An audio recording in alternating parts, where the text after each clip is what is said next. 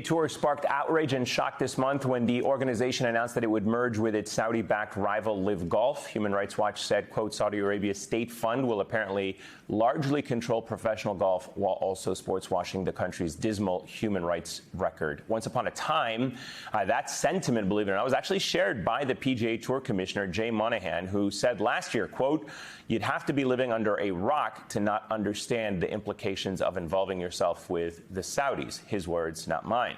But Monahan has since done a 180-degree change, now saying, quote, the game is better off for what we have done. Not everyone is sure of that, though. The Justice Department has notified the PGA Tour it will review the merger over antitrust concerns.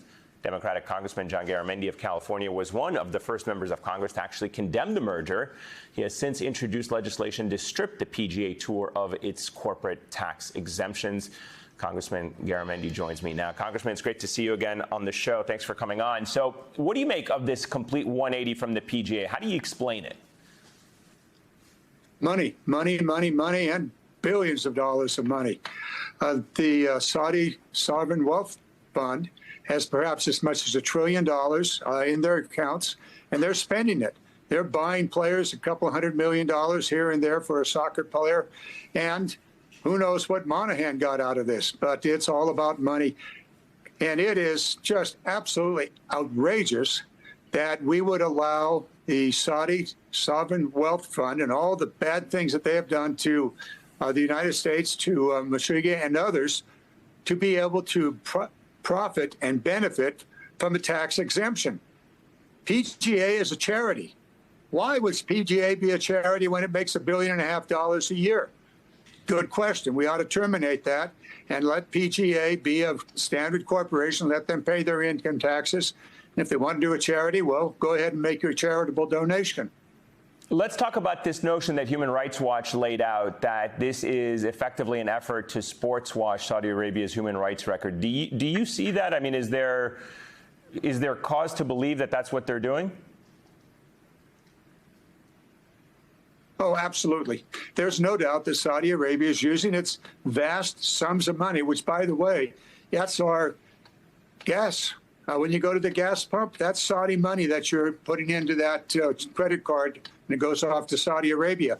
So they're using our money in two different ways. They'll use it directly for the gas pump and then indirectly through the PGA not being taxed. And yes, absolutely, they're using their money to hide the fact or to sports wash, that is just to cause people not to any longer pay attention to an absolutely abysmal human rights effort over many, many years. What do you say to critics who say it's a bit rich for the U.S. government, which deals with Saudi Arabia, sells weapons to Saudi Arabia, has relationships with other governments that have abysmal human rights record that end up buying assets in America, whether they are sports or corporations? What do you say that Saudi Arabia is being unfairly singled out here for doing what other countries do, including with the United States government? Well, let's just focus very, very clearly on what we're talking about here. We're talking about Saudi Arabia using our gas money to buy the PGA, or to buy most of it, and then to get an exemption from corporate taxes here in the United States. So they're taking it at the gas pump. They're also taking it here in not paying taxes in the United States on the PGA, and the anti-competitive issue is a very real one.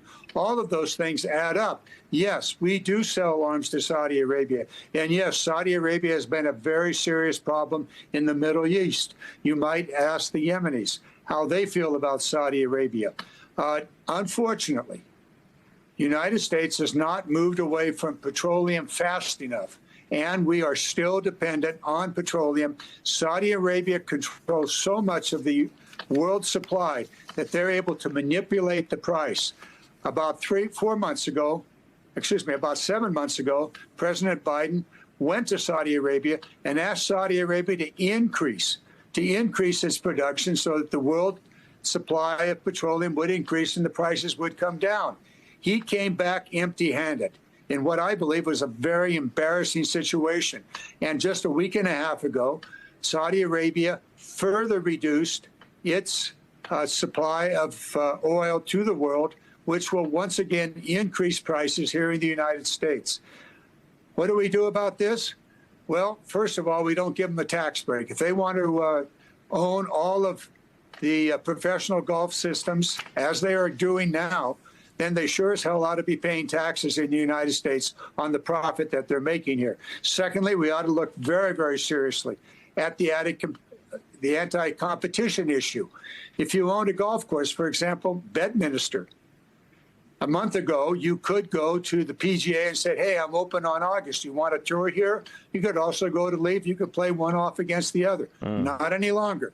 You're going to take whatever this new entity is going to offer because they control it all. Similarly, for a professional player, they have no choice but to take whatever this new system is going to offer. That is the anti-competitive nature of this, not only in the United States, but also in Europe. And so we've got to go at this very, very clearly. No tax break for Saudi Arabia, no tax breaks for the PGA, which they never should have had in the first place. And secondly, let's look at this human rights business and say, no, we're not going to go this way. And we're going to look at the anti-competitive nature along the way. Let me ask you really quickly, we have about 45 seconds left, about the bill that you have introduced. Are you getting any bipartisan support for it? And specifically, what do you want this bill to do if it does make its way to the president's desk after the House and the Senate? This bill is very, very simple. It simply ends the charitable status of the PGA and makes them a corporation like any other profit corporation.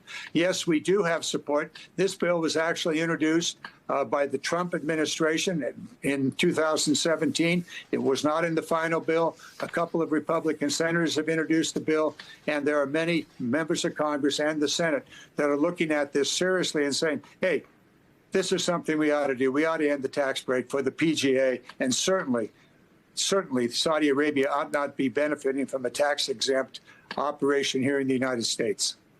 Congressman John Garamendi of California, it's always a pleasure, sir. Thank you so much for your time, and thanks for coming back on. We'll be right back. Thank you.